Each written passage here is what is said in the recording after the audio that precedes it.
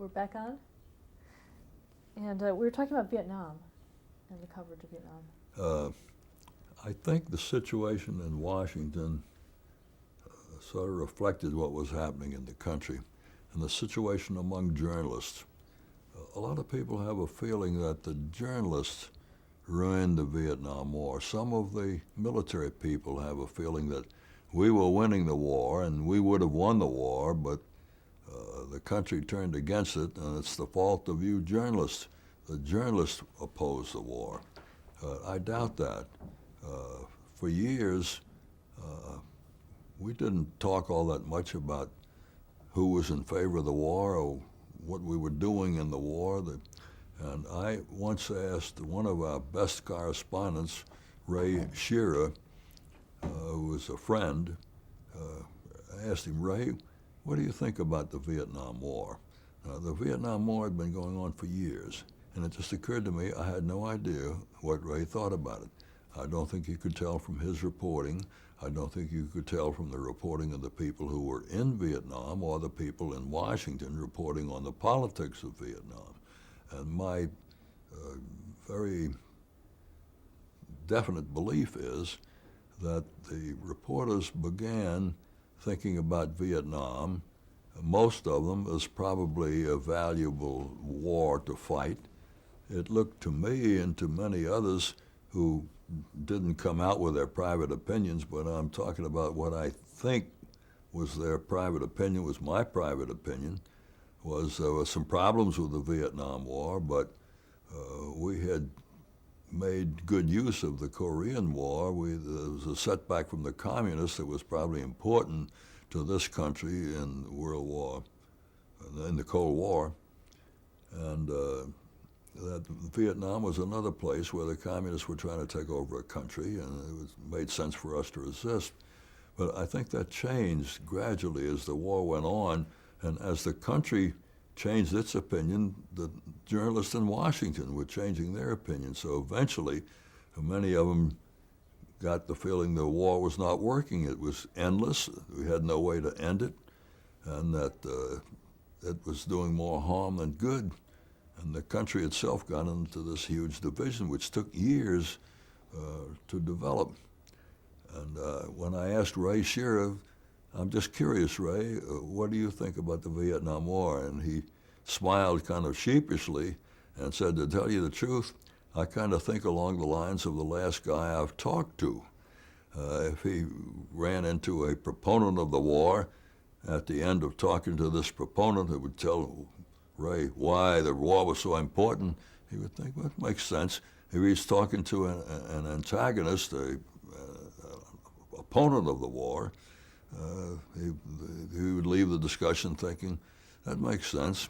And he didn't have any firm opinion of his own. He was, could be influenced by whoever came along on one side or the other, and he was balanced in his own thinking about the Vietnam War. And I don't think the journalists started out against the war. They probably wound up against the war, but you could not have told from the reporting of most of them, or maybe any of them, that they were against the war, because they had the ability to keep their own opinions out of their reports.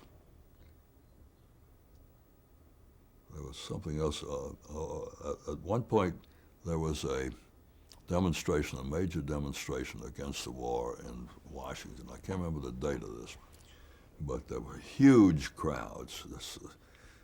My recollection is tens of thousands, hundreds of thousands of people. And I was stationed in a hotel downtown about 3 floors above the street where the demonstration was going to pass beneath me. And this demonstration came by just 3 or 4 floors below me. And I will never forget it. The sound was deafening. And the cry was 1, 2, 3, 4. We don't want your fucking war. 1, 2, 3, 4. We don't want your fucking war. And it was huge. It was a roar. It was precise. And there was this language we were not used to hearing in public demonstrations at that time. And the whole thing had a menace to it, a feeling of a mob, a feeling of huge anger, a sense of danger. It was a very impressive thing to listen to. I don't think you could hear it. We were recording the sound, but I don't think the sound can come over a television speaker in the way it does in person live from listening to these people below you, all packed, going by, shouting this all at the same time. It's a visceral sense of the opposition that stayed with me. And what about the Johnson administration itself and its dealings with Vietnam? I don't know what to say about Lyndon Johnson. He was, he lost out on Vietnam, and I think he had two problems. One was a possibly exaggerated sense of fighting the Cold War. I sometimes think that we were more concerned about the Cold War and about communism than we needed to be. But I think he had a strong sense that in Vietnam he was fighting the Cold War, and he wanted to be a leader of this country that would stand up against communism, and he didn't know how to pull out from Vietnam without seeming to suffer defeat in the Cold War. And I think he had a Texas sense of macho, which fed into the, I'm not going to be the president that takes a beating in this particular aspect of the Cold War. And he didn't want to be the man who was going to do this. And he didn't know what to do about it. And then Nixon came in, and he kept it going for 4 years, even though the country had basically decided we had to get out of there. But Johnson didn't know what to do about television. I don't know what he would have done if he had been better on television, but he wasn't very good on television. He was a little nervous about it. He didn't have the same ease on television that John F. Kennedy did. In 1968, Reuben Frank took over at the NBC News Department. Did that change anything for you? That did not change much, if anything. Reuben I looked on as a continuation of the Goodman-McAndrew regime.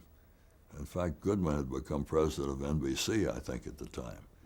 And Reuben, most of us knew Reuben, and I looked on him as a boss in the same vein as Goodman and McAndrew, as being a considerate boss, a man to follow, a man with keen intelligence and knew the news business from inside out. A little peculiar in that he was a writer, and he took pride in his writing, and he seldom sent you a memo that didn't have some eloquence in it, or some fine writing. Around that time, too, you also began working on the Today Show. Well, I started out working on the Today Show. When I was bureau chief, Julian Goodman called one day and asked me if I'd like to take over Martin Agronsky's spot on the Today Show. Martin quit to go to CBS. I tried to persuade Martin not to do that. Fred Fendley had told him, if you come to CBS, you'll have this program of your own, and you'll have a major role, and you'll have all sorts of goodies that you don't have at NBC. And Fred was not able to deliver on that. I think Fred didn't realize that he was offering Martin more than he could deliver. But at any rate, Martin left. He had a job as Washington editor, so-called, of the Today Show, which meant that he secured interview subjects, and he did mostly the interview. The anchor person in New York right now would be Matt Lauer or Katie Couric. Those days it would have been maybe Frank McGee or Jim Hartz or Barbara Walters. They would start the interview up there. They would say, Senator X is in Washington with Bill Monroe, And they were going to talk about, and then Barbara would say, "Senator, let me ask you this," and the senator would start answering the question, and after that, the whole interview would be mine. Martin's, it's a nice job, and when Martin quit, Julian offered me the job, and I immediately accepted it. What were some of your favorite memories from doing those? Favorite memories? It's such a nice program. You're sitting there in the morning with important senators, cabinet members, and some of it's it's a little different from Meet the Press. I interviewed a woman who was the wife of a cabinet member. Her husband was from Kentucky. The name may come to me. When she was a conservationist and environmentalist, and she was for wildlife, and she was in favor of introducing wolves back into places where they weren't in those days. And she had a wolf with her, a domesticated wolf. And so she was there with this wolf, and the wolf got restless during the interview. And I was wound up for 5 minutes of the interview, which has probably lasted about 10 or 12 or 15 minutes. I was down like this, petting the wolf and trying to keep the wolf quiet, asking questions like this of this woman who's above me, a huge lot of bald heads showing up in the camera. And we finally got off the air without the wolf having gotten on a tear around the studio or anything. I don't know what would have happened if I'd let the wolf go. And there was an interview with a basketball player. The first one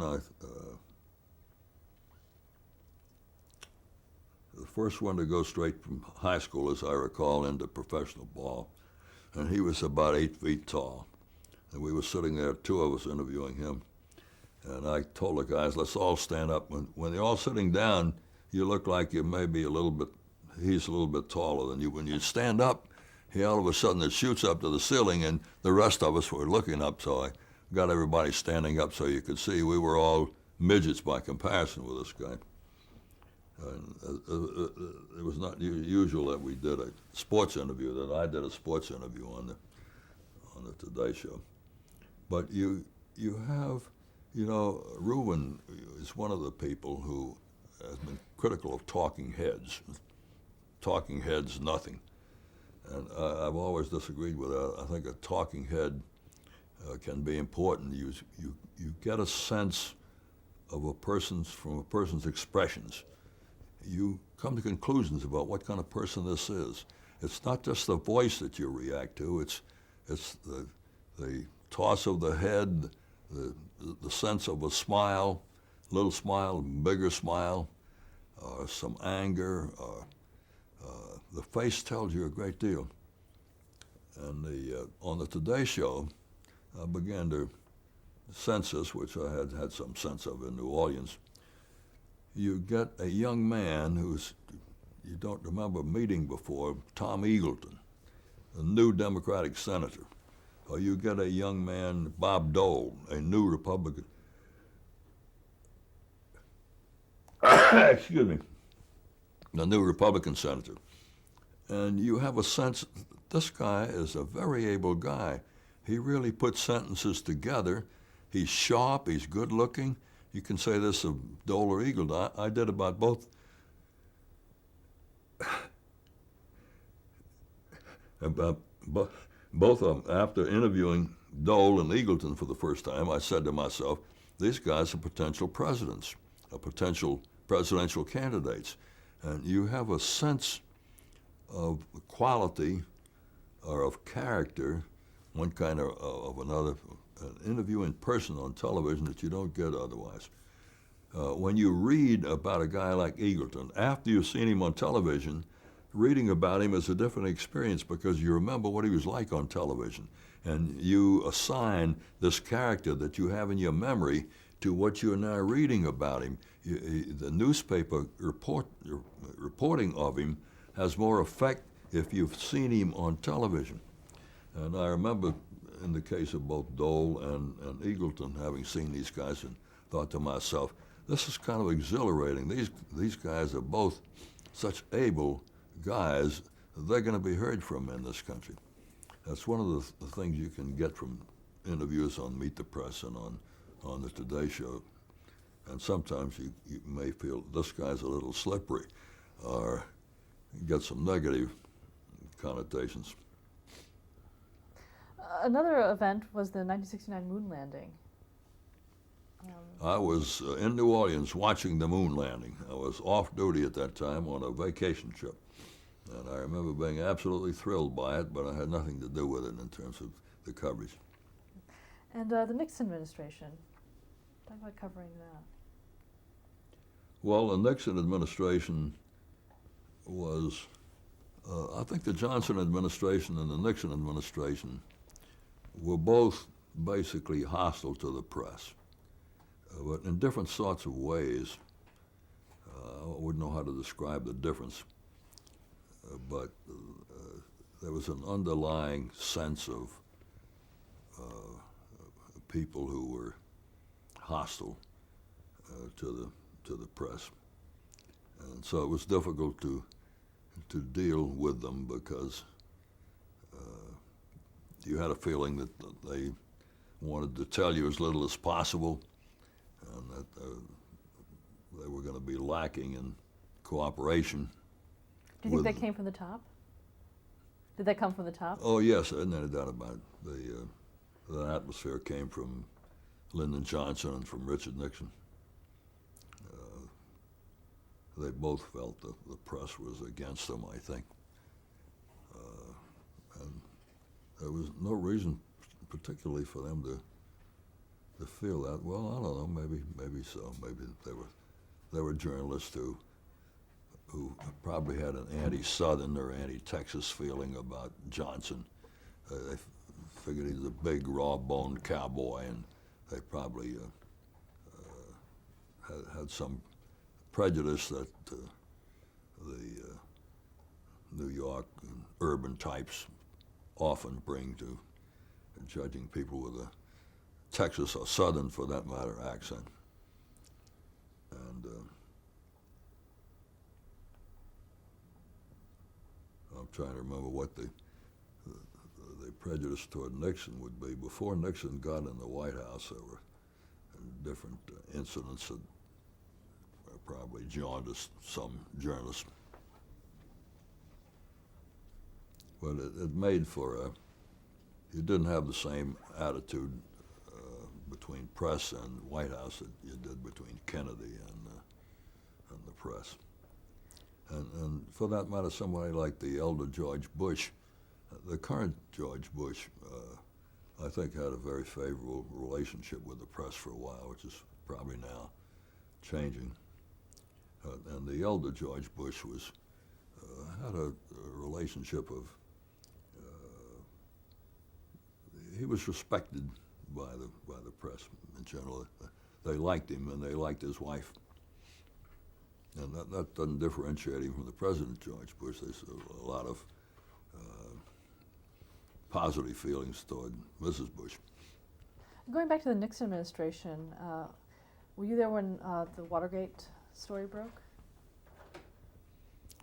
Well, that was, the Washington Post was way ahead of us, but some of our guys would add to that story from time to time. And we were all, well, there was a sense that there was something happening, coming out in dribs and drabs, and it needed more to come out. What had happened? What were these people doing in the Watergate? And so our people were trying to get to it, but they didn't have the head start that Woodward and Bernstein did. So we were picking up a lot of stuff from the Washington Post, with credit to the Post. And I remember every morning when you picked up the Washington Post on your front porch, you'd open it up and see if there were some sensational headlines today. They were not there every day, which was irritating. You started with Meet the Press in '75, but you appeared on it before? That's about right. When was the first time that you appeared on it? Oh, I'd appeared on Meet the Press a number of times. When I was on the Today Show, I was eligible to appear on Meet the Press. I don't think I appeared on Meet the Press when I was bureau chief. I was not looked on as eligible to do it as bureau chief. But when I was on the Today Show and interviewing people on the Today Show, Lawrence E. Spivak would frequently call on me to be a panelist on Meet the Press, which I enjoyed doing. And I think it was Spivak who recommended me to Julian Goodman to succeed him. Spivak at the time owned that program, as you may know, and so NBC didn't entirely control it. And I think when they offered it to me, it was with Spivak's endorsement. Spivak might have declined to retire if they had not appointed somebody that he agreed with to do Meet the Press. That's my sense of it. What do you think they saw in you? What do I think? What? What do you think they saw in you? I think they saw somebody who would not be afraid of politicians and who would be willing to ask presidential candidates and important senators and cabinet members tough questions. And by the time they asked me if I would be the executive producer and moderator of Meet the Press, I had been on Meet the Press often enough, and I had been interviewing on the Today Show, so Lawrence Spivak and Julian Goodman and others could see me asking questions which were sometimes tough. And I sometimes had the facility if a politician slid off of a question, where he wasn't answering your question, he was answering some other question, but not the question you had asked him. I'd come back and I'd say, well, Senator, the question was so-and-so, and come back 2 or 3 times sometimes and make it clear to the audience, even if he never answered the questions, that he was ducking the question. And I'm not antagonistic toward politicians. I tend to like politicians. But I think if they come on a program like Meet the Press, the Today Show, to be interviewed, they ought to answer the question. Or if not, they take the risk that the interviewer will make it clear that the guy's ducking the question. Now, what would you consider a tough question? What were some of those early questions and experiences that you had? Well, it depends. These are questions that the man's opponents would ask him. There's usually some issue where it has a weak side and a strong side. For the bill, you can say this. Against the bill, you can say that. And there's some, almost always obviously, some questions that critics of this particular politician would ask. And one of the things you do if you're trying to be an objective journalist is you ask questions on behalf of the audience. Some people in the audience are for this politician, and you ask him a few questions that enable him to state his case. That are soft questions, but they open up a subject and hear what he's got to say for himself. And then there are questions that you know his opponents might ask him. You might agree with the opponents, you might not. But the opponents in the audience want to hear these questions asked. And so you ask questions on behalf of the opponents and on behalf of the advocates of the politician or the particular position that's being argued. It's a matter of objectivity. And I think many people watched me interview and came away, some people have told me this, not knowing over a period of years from Meet the Press whether I was conservative or liberal or what. Was there an assumed knowledge of the audience? What's that? Was there an assumed knowledge of what the audience knew? Well, yes, there has to be an assumed knowledge of what the audience knows, but I think you assume that the audience knows a little bit less than you do. There are some people in the audience that know much more than you do. You shouldn't think of yourself as a know-it-all, but you do homework for an interview that most of the people in the audience haven't done, and so you do have to lay some groundwork that you might not need to do if your audience was all reporters, Washington reporters. Talk about the homework that you did. What about it? Talk about the homework that you did. What kind of preparation did you do before you sat down? Well, associate producer of Meet the Press, I think during the entire time I was there, was Betty Cole Duckert, who is a wonderful woman who had a lot of experience under Lawrence Spivak, my predecessor. And she was excellent at getting research ready. In those days, it consisted largely of newspaper and magazine clippings, and we had clippings on everybody who might ever appear on Meet the Press. And so we would have these envelopes stuffed with clippings, and Betty would go through them and bring out a sheaf of clippings and give them to me to study. That was basically the homework that was done. And occasionally, if there was some question I was unclear about, I might make a few telephone calls to add to the research. But the research was important, and it's tough for somebody to answer a question that says, "Now, Senator, back 3 years ago, you said, quote, unquote. How do you feel about that today?" And to throw a guy's quotation at him is something he's got to contend with. And what would you have with you on the set? I would have some notes which I would glance at. I would make the notes so that I could glance at them, and occasionally you can read something, but it's not too good an idea to do it now. Tim Russert now has a device where he puts the quotation on the screen. That's probably a better system than we had back in the old days. We didn't put the quotation on the screen, but reading a whole long quotation is not a great idea if you can help it. You want to keep your references short, and I had stuff in front of me. I couldn't have voluminous stuff because you don't want to stop a program. Now let me find this, and you're going through some papers to find what you're reading. So you devise a set of maybe 5 or 6 index cards with a few words on each one to help remind you of something you want to keep in mind. How much time would you have to prepare for a show? Well, I had one show when I was on Meet the Press, basically doing one show a week, and I had a lot of time. I could spend a couple of days on the research. How were the guests decided upon? The guests were decided upon on the basis of newsworthiness, what's in the news.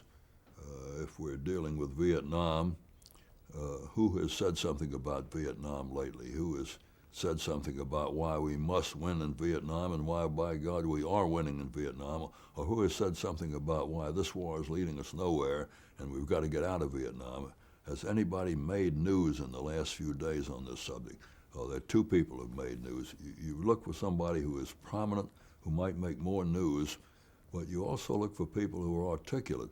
And I think these Sunday programs spend too much time on the same people. There are senators who are the chairman of committees, they're cabinet members, and they go round and round, and about 24 people, and they're constantly appearing on the Sunday programs every Sunday. And we did a little more than that. We had some intellectuals occasionally, some scientists occasionally, some economists occasionally, and maybe some politicians that we thought were new in the business and were up-and-coming people that you may not have seen on television before. Stop there to change the tape.